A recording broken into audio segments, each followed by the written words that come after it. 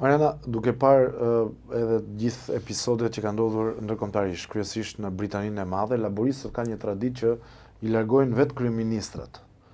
Pra edhe kryeministri i fundit që u largua, Keir Starmer, u largua nga brenda partisë. Tony Blair gjithashtu, por ka edhe episode të tjera.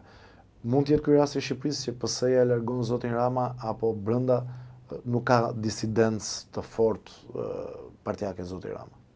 Ndërheqja është institucion i demokracisë, shumë i njohur në vendet perëndimore, fatkeqësisht pothuajse inekzistent në vendin tonë, në jetën publike dhe në jetën politike. Partitë politike të vendit tonë kanë nevojë për një reformim të thellë së mbrëmshme, kanë nevojë për një demokraci të vërtet funksionale, zonë ndryshe, qëndrim edhe debat të mëtejshëm. Kjo si një formë shtyse për funksionimin e demokracisë në vendin tonë, po dhe një formë përfaqësimi më dinjitoz i vetë qytetarëve në gjitha nivelet e përfaqësimit publik. Besoj se të dyja forcat politike, si Partia Socialiste, si Partia Demokratike, kanë nevojë për një reformim të thellë dhe një reflektim shumë më të thellë mbi përfaqësinë e tyre dhe mbi ekzistencën e tyre. Në qoftë se ata duan t'i përfaqësojnë qytetarët shqiptar, duhet të kenë pikë pari një rotacion edhe kryesie, por edhe një meritokraci më të theksuar vetë brenda vetes. Po e ka PS-ja, Mariana, këtë disidencë që mund të largojë zotin Rama nga brenda Lisës Pyrpali, ka filluar një lëvizje, si e shikon? Gjatë këtyre 10 muajve unë kam pa figura të Partisë Socialiste që nuk janë as pak dakord me leadershipin e tyre. Ka përveç zonjës Pyrpali ka emra të tjerë. Po, ka disa që janë kundër këtij leadershipi, nuk e kanë artikulu publikisht, është lehtësisht e lexueshme edhe në fytyrat e tyre dhe në qëndrimet e tyre që kanë marrë për gjatë mbledhjeje.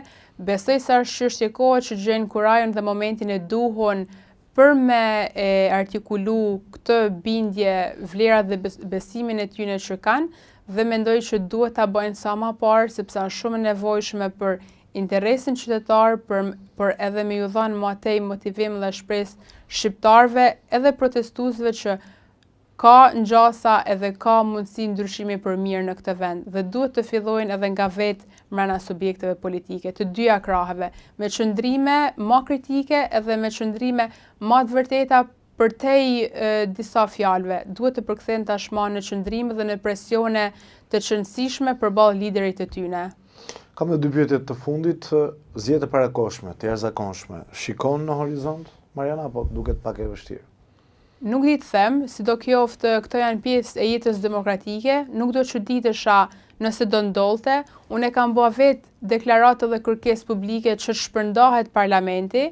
Shpërndarja e parlamentit do të thotë edhe fundi i karrierës time politike për këtë mandat, ndoshta jo fundi përjetshëm, por do të thotë edhe largimi jem si deputete nga Parlamenti i Shqipërisë. Megjithëse unë kam bërë si kërkesë edhe mbështes si mundësi të mundshme, në qoftë se kjo i shërben interesit qytetar. Kjo duhet jetë busulla e çdo politikani dhe çdo shqiptari që merr përsipër që t'i përfaqësojë shqiptarët në këto nivele.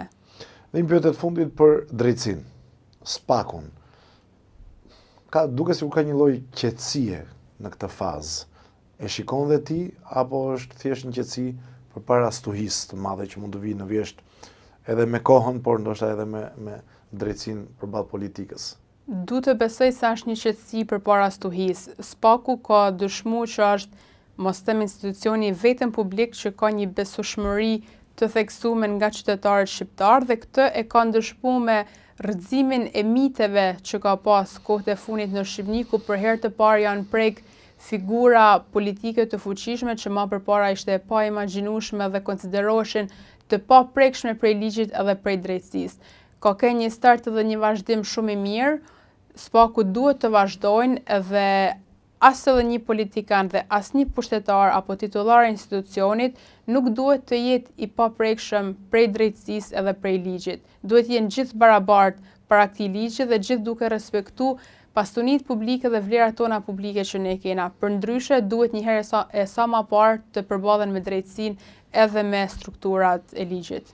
Pyetje drejt për drejt, nëse do vi kërkesa për arrestimin e zonjës Balluku, si do votoj Mariana Koçeku tani që është e pavarur? Ashtu siç e kërkojnë shqiptarët. Pra në favor. ashtu si që kërkojnë shqiptarët, ka kanë shumë e qartë kërkesat june edhe në shesh, edhe kudo tjetër.